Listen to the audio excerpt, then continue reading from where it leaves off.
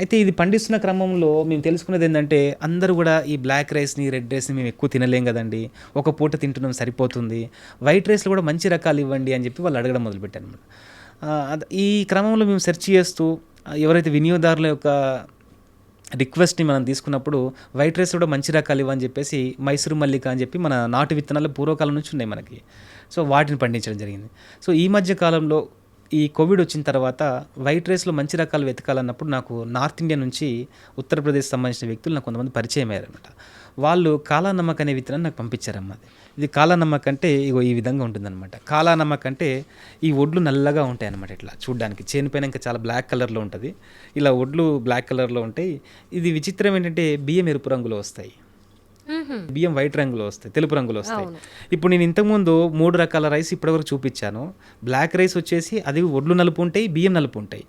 ఈ red rice ఉంది కదమ్మా! నవారా అది ఒడ్లు నలుపు ఉంటాయి, బియ్యం ఎరుపు వస్తాయి. హ్మ్. ఈ కాలా నమక్ వచ్చేసి ఒడ్లు నలుపు, బియ్యం కంప్లీట్‌గా తెలుపు తెలుపు. వస్తదనమాట. ఆ! ఇది అన్నం పొడి పొడిగానే వస్తుందనమాట. ఎవరైనా తినొచ్చు. దీని యొక్క విశిష్టత ఏందంటే, ఇది మనకు ట్రెడిషనల్‌గా 3000 సంవత్సరాల క్రితం మన భారతదేశంలో సాగైనట్టుగా ఆధారాలున్నాయన్నమాట ఇది. ప్రభుత్వం వారు కూడా గుర్తించి దీనికి జీఐ ట్యాగ్ ఇచ్చారనమాట. ఈ కాలా నమక్‌కి. మీరు చూస్తున్నటువంటి వరి వచ్చేసి కాలా నమక్. ఇది మన భారతదేశంలో అత్యంత పురాతనమైన వెరైటీల్లో ఇది ఒక రకం అండి. దీంట్లో చాలా ఔషధ విలువలు, పోషక విలువలు చాలా ఎక్కువగా ఉన్నాయి. దీనికి భారత ప్రభుత్వం జిఐ ట్యాగ్ కూడా ఇవ్వడం జరిగింది. దీన్ని స్పెషల్గా మన ఇండియాలో బుద్ధా రైస్ కింద దీన్ని ప్రసిద్ధి చెందింది. గౌతమ్ బుద్ధుడు ఈ విత్తనాల్ని అక్కడ ఉండేటువంటి స్థానికులకు తన జ్ఞాపకార్థం ఇచ్చినట్టుగా మన చరిత్ర చెప్తా ఉంటది. సో దీని పుట్టుక ఉత్తరప్రదేశ్లో అక్కడ ప్రాంతంలో దీన్ని పండించడం జరిగింది. దీంట్లో వచ్చేసి మామూలు బియ్యంలో ఒక 100 గ్రాముల బియ్యం తీసుకున్నట్లయితే 2 గ్రాముల ప్రోటీనే మనకు అందుతుంది. సో, దీన్ని మన చరిత్ర చూసుకున్నట్లయితే గౌతమ బుద్ధుడు మనకి ఉత్తరప్రదేశ్‌లో సిద్ధార్థ నగర్ అనే ప్రాంతం ఇప్పుడు ప్రస్తుతానికి పిలుచుకుంటాం అక్కడ. ఆ ప్రాంతంలో సుమారుగా అతను తపస్సు చేశాడనమాట అక్కడ. ఆ తపస్సు చేసే క్రమంలో అతనికి జ్ఞానోదయం అయితుంది అక్కడ. అక్కడి నుంచి ఇంకా ఆ ప్రాంతాన్ని వదిలి వెళ్తుంటాడనమాట. అక్కడ ఉన్నటువంటి స్థానికులు, అతని భక్తులు కావచ్చు అప్పట్లో, అతని శిష్యులు అక్కడ ఉన్న వాళ్ళు ఏమడుగుతారంటే, మీరు వెళ్తున్నారు కదా, మరి మీ గుర్తుగా మాకేమైనా ఇవ్వండి అని చెప్పేసి అక్కడ నుండి ప్రజలు వాళ్ళ గౌతమ బుద్ధుని అడుగుతారు వాళ్ళు. అడిగినప్పుడు అతను సరే మీకు నేను నా గుర్తుగా ఈ కాలా నమక్ అనేటువంటి విత్తనాలు మీకు ఇస్తున్నాను. దీన్ని మీరు పండించుకొని ఈ ఆహారాన్ని తినండి. ఈ అన్నం తింటుంటే మీకు ఒక మంచి సువాసన వస్తుంది. ఆ సువాసన వచ్చినప్పుడల్లా నేను మీకు గుర్తొస్తాను అని చెప్పేసి అక్కడ ఉన్న వాళ్ళకి ఇది ఒక ఆశీర్వాదంగా ఇస్తారనమాట. సో, అక్కడ నుంచి ఇది గౌతమ్ బుద్ధ రైస్ కింద చాలా ప్రాచుర్యంలోకి వచ్చిందనమాట. షార్ట్‌కట్లు ఇది బుద్ధ రైస్ అని చెప్పి అంటుంటారనమాట. మరి దీని ప్రత్యేకతలు ఏమున్నాయని నేను చూస్తూ ఉన్నాను. దీని గురించి స్టడీ చేస్తున్నప్పుడు నాకు చాలా విషయాలు తెలిసాయనమాట ఈ బుద్ధ రైస్‌లో.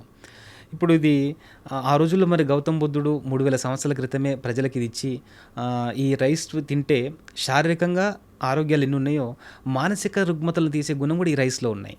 ఇప్పుడున్నటువంటి మీరు సమాజంలో చూస్తే శారీరక సమస్యలు ఎన్ని అయిపోయో అంతకంటే ఎక్కువ మానసిక సమస్యలు పెరుగుతూ ఉన్నాయి. అవునండి. ఈ మధ్యకాలంలో మనం చూస్తే యాంగ్జైటీ అని, ఫోబియా అని కొత్త కొత్త వ్యాధుల పేర్లు మనం వింటున్నామండి. ఇదంతా మానసికంగానే మనకి ఇబ్బంది జరిగి సమస్యలు వస్తూ ఉంటాయి. తర్వాత ఒత్తిడిని ఎదుర్కోలేకపోతున్నారు ఇప్పుడున్న సమాజం. ప్రెజర్ లైఫ్ ఎక్కువైపోయింది కదా అంతా. సో, ఎక్కువ శారీరక శ్రమ కంటే ఎక్కువ కూడా మెంటల్‌గా ఎక్కువ వర్క్ చేస్తున్నారు ఇప్పుడు అందరూ. మరి ఇవన్నీ కూడా గుర్తుపెట్టుకొని మరి ఆ రోజు గౌతమ్ బుద్ధుడు వీళ్ళకి ఇచ్చారేమో నాకు అర్థం కాలేదనమాట అది. ఈ రైస్ తింటే నిజంగానే మానసిక ప్రశాంతత ఏర్పడే గుణాలు దీంట్లో ఉన్నాయని సైంటిఫికల్‌గా ప్రూవ్ అయిందనమాట ఇది. సో, అప్పుడు నేను ఇవన్నీ తెలుసుకొని పండించాలని చెప్పి ముందుకొచ్చాను. అయితే కోవిడ్ వచ్చినప్పుడు ఒక మిత్రుడు ఈ రైస్ తినండి మీకు చాలా బాగా కోవిడ్‌కి బాగా పనిచేస్తుంది అన్నాడనమాట. అదేమిటి మామూలుగా మేము బ్లాక్ రైస్, రెడ్ రైస్ తింటాం కదా, మరి దానికంటే బెటర్‌గా దీంట్లో ఏమున్నప్పుడు మామూలు రైస్‌తో కానీ, మామూలు ధాన్యాలు అంటే కొర్రలు ఇటువంటి వాటితో పోల్చుకుంటే ఈ రైస్‌లో జింక్ అధికంగా ఉందన్నమాట ఇలా. సో, జింక్ అధికంగా ఉండడం, ఐరన్ డెఫిషియన్సీ మధ్య అందరికీ ఐరన్ లోపం ఉంటుంది కదా. ఈ జింక్ కానీ, ఐరన్ కానీ దీంట్లో స్వతహాగానే ఇలా పుష్కలంగా ఎక్కువ ఉన్నాయన్నమాట. మామూలు రైస్‌తో పోల్చుకుంటే దీంట్లో ఎక్కువ ఉన్నాయి. సో, ఇది ఇమ్యూనిటీని డెవలప్ చేయడంలో కీలక పాత్ర పోషించి మనకి ఈ కోవిడ్‌ని ఎదుర్కొనే సామర్థ్యాన్ని ఇది పెంచింది. అక్కడ కొన్ని హిందీ పత్రికల వారు ఈ రైస్‌కి కోవిడ్‌కి రెమెడీ అని కూడా రాశారనమాట ఈ రైస్ తింటే. అట్లా కూడా మనకు అక్కడ చాలా ప్రాచుర్యంలోకి వచ్చిందనమాట. అప్పుడు నేను దీని గురించి ఇంకెక్కువ తెలుసుకొని, ప్రజలు కూడా ఎలాగో వైట్ రైస్‌లో కూడా ఒక మంచి రకం అడుగుతున్నారు కదా అని నేను దీని మీద రీసెర్చ్ చేస్తూ మన ఏరియాకి పండుతాయా లేవా అని చెప్పేసి ఇప్పుడు దాన్ని పండించడం జరిగిందండి. సో, ముఖ్యంగా ఈ రైస్‌ని మీరు గుణగణాలు తెలుసుకుంటే కనుక చాలా అద్భుతంగా ఉంటాయి. ఈ హిస్టరీ వచ్చేసి గౌతమ్ బుద్ధుడు దీన్ని పరిచయం చేశాడు. ఈ విధంగా జరిగింది. మోడీ గారు కూడా, మన భారత ప్రధాని మోడీ గారు కూడా ఇటువంటి రైస్ను పండించండి, బ్లాక్ రైస్ గురించి అతను బాగా చెప్పాడు ఇంతకుముందు గతంలో ఉత్తరప్రదేశ్లో. అదేవిధంగా ఈ కాలా నమక్ను కూడా మీరు పండించండి, దీన్ని ఎక్స్పోర్ట్ చేసేంత స్థాయికి మనం ఎదగాలి, ప్రపంచానికి ఈ బియ్యం చాలా అవసరం, ఇటువంటి బియ్యం అని చెప్పి మన ప్రధాని గారు కూడా దీని మీద బాగా స్పందించి దీన్ని ప్రమోట్ చేస్తున్నారు. వన్ డిస్టిక్ మొత్తం ఇదే వేయాలి, ఒక డిస్టిక్ అంతా కూడా అని చెప్పి దాన్ని ప్రమోట్ చేస్తున్నారు. నేను ప్రత్యేకంగా దీంట్లో తెలుసుకునేవి ఏంటంటే, మామూలు బియ్యాలు కానీ మీరు తీసుకుంటే, ఇప్పుడు బజార్లో దొరికే బియ్యాలు ఏవి తీసుకున్నా 100 గ్రాముల బియ్యం తీసుకుంటే దాంట్లో 2 గ్రాముల ప్రోటీన్ ఉంటుందమ్మా. మనకి మామూలుగా మనకు రెగ్యులర్గా ప్రోటీన్ కావాలి మనకి, మన 100 గ్రాముల బియ్యానికి 2 గ్రాముల ప్రోటీన్ వస్తుంది. అదే ఈ కాలా నమక్ రైస్ తీసుకున్నాం అనుకోండి, 100 గ్రాముల బియ్యాన్ని మనం తీసుకుంటే 11 to 12% ప్రోటీన్ వస్తుంది. చూడండి, మామూలు బియ్యంలో 2% ఉంటే దానికి దీనికి ఎంత శాతం డిఫరెంట్ ఉందో. సో ఇలా ఈ ప్రోటీన్ ఎక్కువ ఉండడం వల్ల మనకు సహజంగానే తక్కువ ఆహారంతో ఎక్కువ శక్తి వస్తుంది అనమాట మనకి.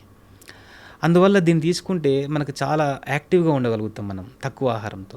ఈ మధ్య ప్రోటీన్ కోసం అందరూ ఏం చేస్తున్నారు, నాన్ వెజ్ ఎక్కువ తింటున్నారు అనమాట. కామన్గా ప్రోటీన్ అనేది నాన్ వెజ్లో ఎక్కువ దొరుకుతుందని ఒక ఆలోచన మనకి. సహజంగా గ్రామీణ స్థాయిలో వాళ్ళకి ఎక్కువ నట్స్ కానీ ఇట్లాంటివి దొరకవు వాళ్ళకి.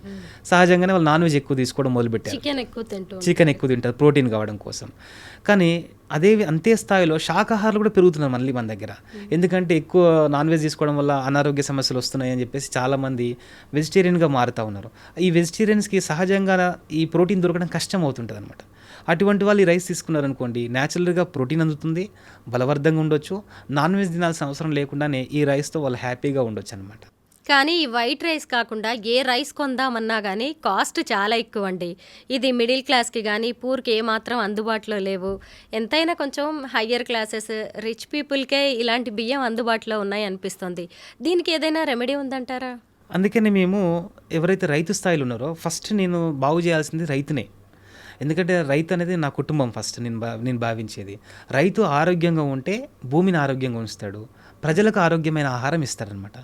ఇటువంటి వస్తువులన్నీ కూడా పెద్ద సంఖ్యలో పండించడం మొదలు పెడితే అప్పుడు సమాజానికి అది తక్కువ ధరకు వస్తుందన్నమాట. మనం ముందు చేయాలి.